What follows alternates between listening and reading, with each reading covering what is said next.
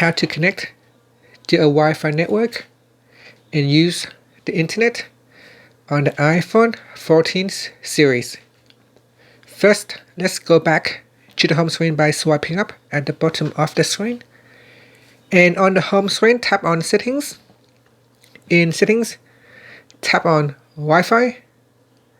In the Networks section, tap on the Wi-Fi network that you would like to connect to. Next, put in the Wi-Fi password.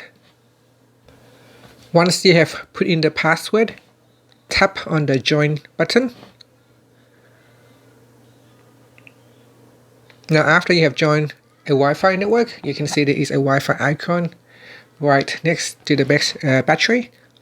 And that's it. Once it is connected to Wi-Fi, you can then launch Safari and start to browse the internet.